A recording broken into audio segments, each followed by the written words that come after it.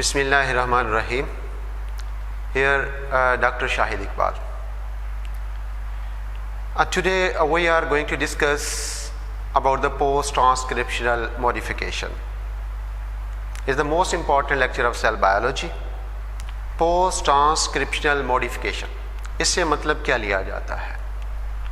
Post-transcriptional modification का मतलब ये लिया जाता है कि जब मैसेंजर आरएनए डीएनए से बन जाता है, उसके बनने के बाद उसमें कौन सी ऐसी मॉडिफिकेशन की जाती हैं कि उसको एक्टिवेट किया जाए। इस प्रोसेस को परफॉर्म करने के लिए 3 बेसिक स्टेप्स हैं, जिसमें से इस प्रोसेस को इस आरएनए को गुजरना पड़ता है। First of all addition of cap, number 2 addition of tail and third one RNA splicing. हम इनको 1v1 डिस्कस करेंगे। एडिशन ऑफ कैप, यूकैरियोट्स के अंदर मैसेंजर आरएनए को न्यूक्लियस से ट्रेवल होने के बाद साइटोप्लाज्म में आना पड़ता है, क्योंकि प्रोसेस ऑफ ट्रांसलेशन जो होगी वो साइटोप्लाज्म के अंदर होगी। तो डेफिनेट जो आरएनए बनेगा वो न्यूक्लियस के अंदर बनेगा, उसको न्यूक्लियस से मूव होकर साइटोप्लाज्म की तरफ आना पड़ता है। आखिर इसकी ज़रूरत क्यों पेश आई? इस वजह से ज़रूरत पेश आई कि बहुत सारे राइबो न्यूक्लियेजेस एंजाइम्स पाए जाते हैं साइटोप्लाज्म के अंदर, कि जब मैसेंजर आरएनए न्यूक्लियस से निकलकर साइटोप्लाज्म के अंदर आएगा, इससे पहले कि उसको राइबो न्यूक्लियेजेस एंजाइम डिग्रेड कर दें, उसको मॉडिफाई करना ज़रूरी होता है। और ये प्रोसेस जैसे यूकैरियोट्स के अंदर होगा, प्रोकैरियोट्स में नहीं होता। प्रोकैरियोट में इस वजह से नहीं होता कि प्रोकैरियोट्स के अंदर जो ट्रांसक्रिप्शनल ट्रांसलेशन का प्रोसेस साइटोप्लाज्म में होता है, वहाँ न्यूक्लियस का कोई कॉन्सेप्ट नहीं है। अब इसमें से मैकेनिज्म क्या होगा, कैप को कैसे ऐड किया जाएगा? कैप जो इसमें से ऐड की जाती है कि उसमें से सबसे पहले जो मैसेंजर आरएनए का पहला एंड बनता है वो उसमें से 5 प्राइम एंड होता है, और जो उसमें से न्यूक्लियर पोर से निकलेगा टुवर्ड द साइटोप्लाज्म आएगा वो उसका 5 प्राइम एंड ही होगा। तो 5 प्राइम एंड के ऊपर उसमें से 5 to 5 एक लिंकेज की जाती है। उस लिंकेज का नाम दिया जाता है 7 methyl GTP, that is 7 methyl guanosine triphosphate. इसको मैसेंजर आरएनए के फर्स्ट न्यूक्लियोटाइड के 5 प्राइम एंड के साथ इसको कनेक्ट कर दिया जाता है, जो उसमें से इस प्रोसेस के अंदर सबसे पहले जो टर्मिनल फास्फेट होगा उसको एक एंजाइम फास्फेटेज एंजाइम के ज़रिए उसको रिमूव कर दिया जाएगा। इस मैकेनिज्म में देखिएगा, यहाँ से 2 डायग्राम्स को मेंशन किया हुआ है। जो ऊपर इसमें से टॉप लेफ्ट के ऊपर इसको जो मेंशन किया गया, इसके साथ जिसमें से अल्फ़ा को भी फास्फेट के नीचे अल्फ़ा को भी मेंशन किया गया, ये इसमें से 7 मिथाइल गुआनोसिन है। अब इसमें से जो इसमें से मिथाइल गुआनोसिन इसमें से होगी, इसके साथ 3 फास्फेट के ग्रुप कनेक्टेड है, और इस तरह से इसमें से नीचे उसमें से अगर देखा जाए वो 5 प्राइम आरएनए का एंड है, जो सबसे पहले उसमें से न्यूक्लियर पोर से गुजरकर साइटोप्लाज्म में आता है। फास्फेटेज एंजाइम टर्मिनल जो फास्फेट होगा मैसेंजर आरएनए के 5 प्राइम एंड की तरफ, वो उसको आखिर में जाकर कट कर देगा। इस तरह से डाईफॉस्फेट उसमें से जनरेट किया जाएगा। इस प्रोसेस के अंदर एक एंजाइम इन्वॉल्व होता है जिसको कहते हैं गुआनोसाइल ट्रांसफेरेज एंजाइम।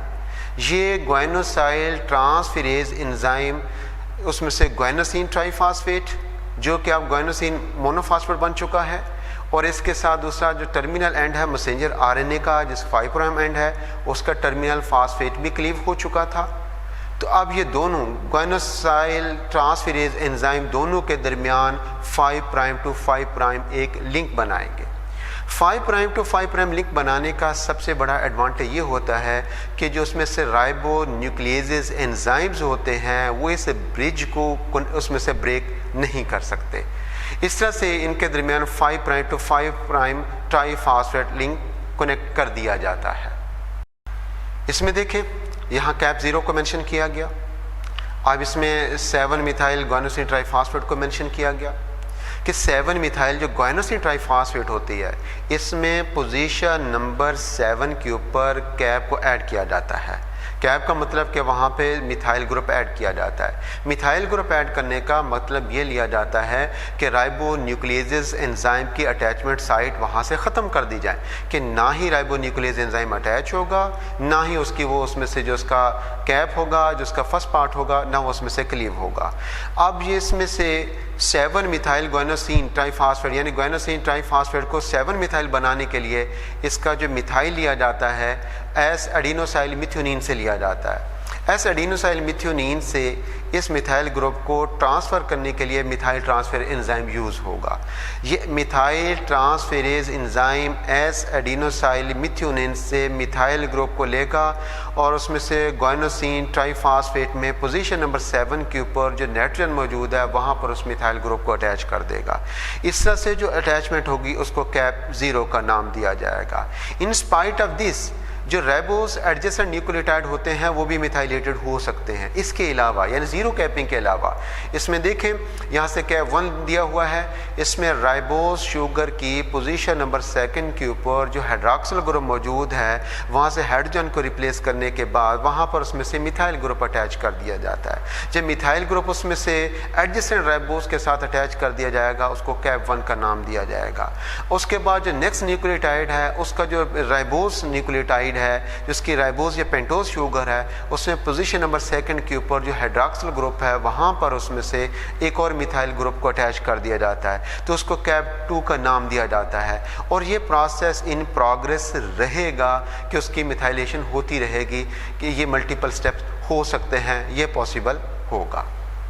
जैसे ये मैं मेंशन कर चुका हूँ जो मिथाइल ग्रुप है उसने ऐड होना है 2 हाइड्रॉक्सिल ग्रुप के साथ, जो राइबोस शुगर उसके साथ उसमें से अटैच हो जाता है। जो कैप का काम क्या होगा, ये प्राइमरी आरएनए ट्रांसक्रिप्ट जो उसमें से होगा जिसको हम उसमें से कहते हैं प्रिकर्सर मैसेंजर आरएनए, उसके 5 प्राइम एंड को राइबो न्यूक्लियेज से बचाना उसमें से होता है। क्योंकि जो राइबो न्यूक्लियेज एंजाइम्स हैं उसकी जो स्पेसिफिसिटी है वो क्या करेगा, वो उसमें से अटैक करता है 3 prime to 5 prime phosphodiester bond के दरमियान। जैसे ये इसमें से मेंशन किया गया जो 3 prime to 5 prime phosphodiester linkage बनता है उस लिंकेज को वो क्लीव करने की कैपेसिटी रखता है। 3 to 3 हो या 5 to 5 हो उसको वो क्लीव करने की कैपेसिटी नहीं रखता।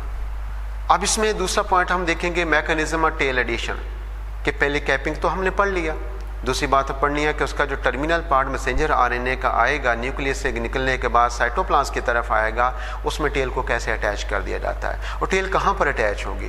Tell 3 prime end of precursor या प्री मैसेंजर आरएनए के ऊपर उसमें से अटैच हो जाती है। इसके अंदर उसमें से क्या होगा, इसमें सबसे पहले 3 प्राइम एंड के ऊपर क्लीवेज इसमें से होती है।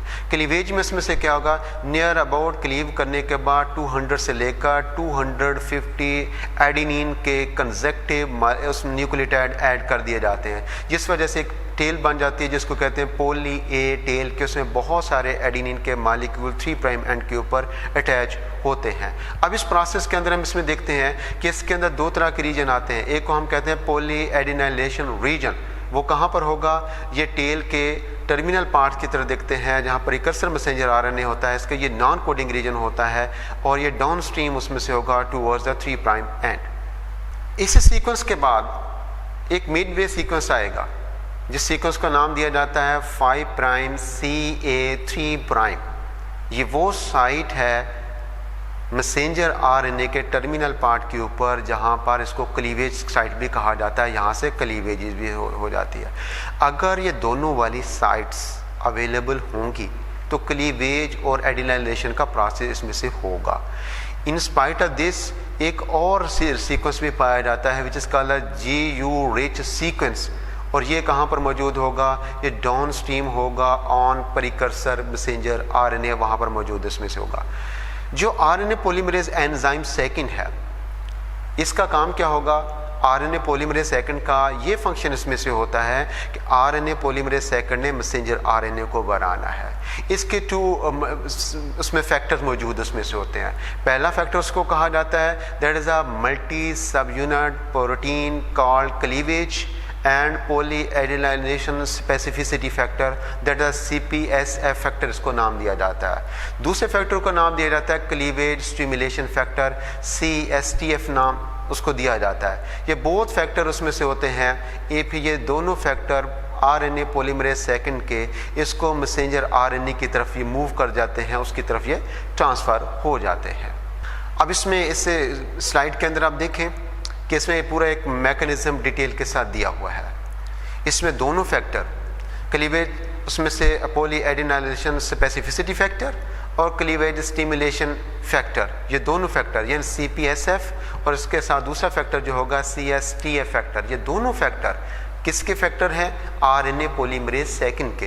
ये फैक्टर क्या करेंगे? ये उसमें से जो प्रीकर्सर मैसेंजर RNA के ऊपर सीक्वेंस एलिमेंट होगा वहाँ पर जाकर अटैच हो जाते हैं।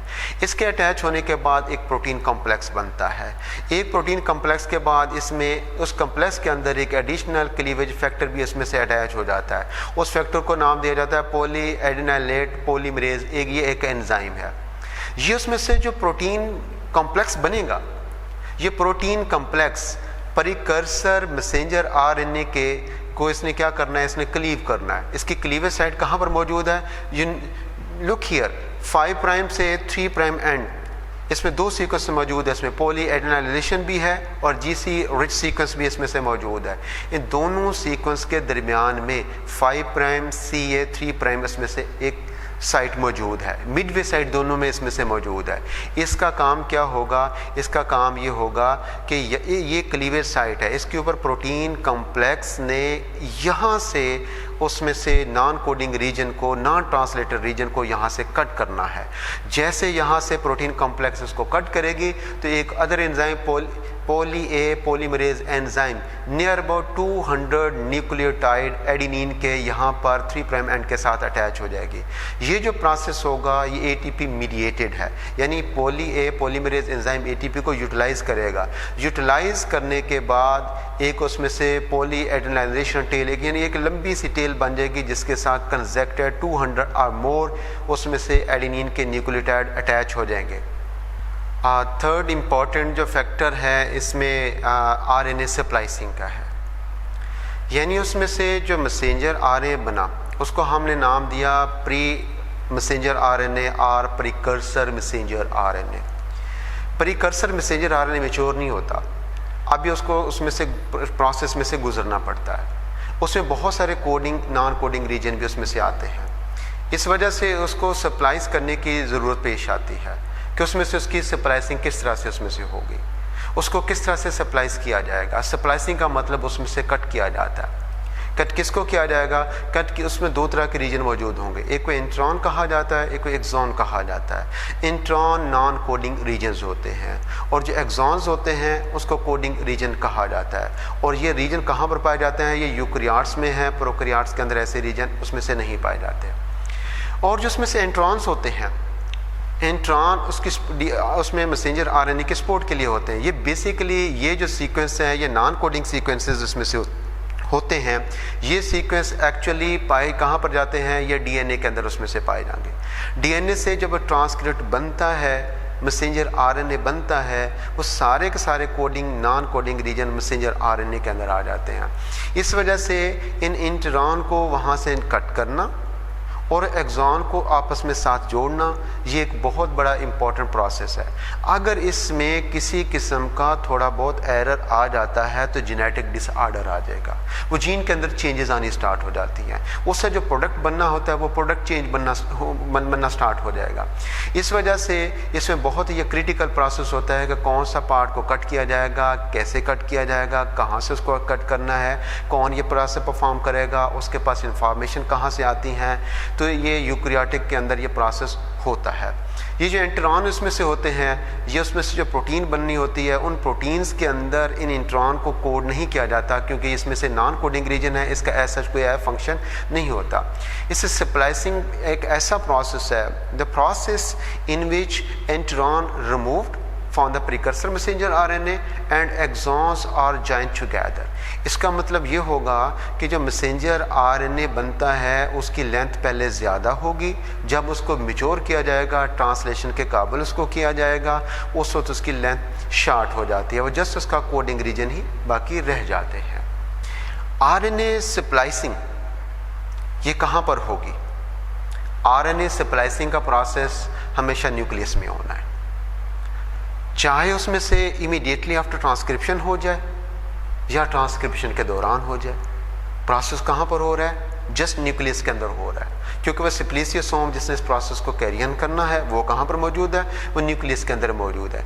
इस मीन RNA को फुली मैच्योर होने के बाद ही साइटोप्लाज्म की तरफ मूव करना पड़ता है, इससे पहले वो न्यूक्लियस के अंदर एडिटिंग के लिए उसमें से रहता है। वो for those eukaryotic gene that can intron splicing is required. यह ज़रूरी नहीं हर एक जीन के अंदर इंटरॉन मौजूद भी हो, लेकिन यूकैरियोट्स के वो जीन जहाँ पर इंटरॉन मौजूद होता है उसकी एडिटिंग, उसकी स्प्लाइसिंग वहाँ पर ज़रूरी उसमें से हो जाती है। ये प्रोसेस में से होगा। इसमें एक सीरीज़ ऑफ रिएक्शंस हैं, ये कहने के लिए एक प्रोसेस है, बट यहाँ पर सीरीज़ ऑफ एंजाइमेटिक प्रोसेसेस होते हैं। उस प्रोसेस को परफॉर्म करने के लिए एक एंजाइम होता है, उस एंजाइम को नाम दे दिया जाता है सिप्लिसियोसोम। ये सिप्लिसियोसोम कहाँ पर मौजूद है? ये न्यूक्लियोप्लाज्म के अंदर मौजूद है, यही उसमें से स्प्लाइसिंग का प्रोसेस में से परफॉर्म करेगा। जो सिप्लिसियोसोम है ये कम्प्लेक्स है स्मॉल न्यूक्लियर राइबो न्यूक्लियोप्रोटीन। इसका मतलब यानी SN small nuclear ribo nucleoproteins, ये उस पर मुश्तमिल होगा। कहाँ पर है? न्यूक्लियोप्लाज्म के अंदर मौजूद है। जो सेल्फ स्प्लाइसिंग एंटीरॉन है या राइबोजाइम्स हैं, catalyse their own oxygens from the parent RNA molecule, यानी वो अपने ऑक्सीजन सेल्फ ही कर लेते हैं। जो राइबोजाइम है, ये राइबोजाइम बेसिकली एक एंजाइम है जो कि RNA नेचर है। Here in this slide you can look here, RNA splicing को एक डायग्रामेटिक वे में रिप्रेजेंट किया गया है, जिसमें से प्री मैसेंजर RNA, एक्सॉन है, मिड में इंटीरॉन है, फिर 3 प्राइम एंड के ऊपर फिर उसमें से एक्सॉन है, इसके साथ सिप्लिसियोसोम है, स्मॉल न्यूक्लियर राइबो न्यूक्लियर, उसमें से जो उसमें ये पार्टिकल्स हैं, प्रोटीन्स जो उसमें से ये पाई जाती हैं। इसके 4 सब यूनिट आपको नज़र आ रहे हैं। ये क्या करेंगे? ये इंटीरॉन के ऊपर उसमें आकर क्या करेंगे? अटैच करेंगे। अब उसके दोनों पार्ट्स, यानी जो उसमें से 5 प्राइम एंड की तरफ है, दूसरा उसका पार्ट जो उसमें से 3 प्राइम एंड की तरफ है, और दोनों को यहाँ से कट कर दिया जाएगा। कट करने के बाद जो उसमें से मैच्योर मैसेंजर RNA होगा वो उसमें से लेंथ में शॉर्ट हो जाएगा। उसके बाद प्रोसेस ट्रांसलेशन का स्टार्ट होगा। इसमें जो एंटीरॉन्स होते हैं, इंट्राजेनिक रीजन्स होते हैं, ये सेगमेंट्स ऑफ DNA होते हैं between 2 exons of the gene. Intron term used for both sequence within the gene and unprocessed RNA transcript. It means intron की term दोनों के लिए यूज़ की जाती है। Introns are found in a gene of most organism, many viruses. They can locate in a wide range of the genes. For example, they are present in those genes which is responsible for the synthesis of ribosomal RNA and for the synthesis of the transfer RNA. इसमें ये most important topic था जिसको हमने इसमें से discuss किया। इसके सारे एस्पेक्ट्स को, कौन कौन से इसके पिलर थे, हमने इसको सबसे डिटेल से डिस्कस किया। उम्मीद है आप लोगों को ये समझ भी आ जाएगा। Thank you.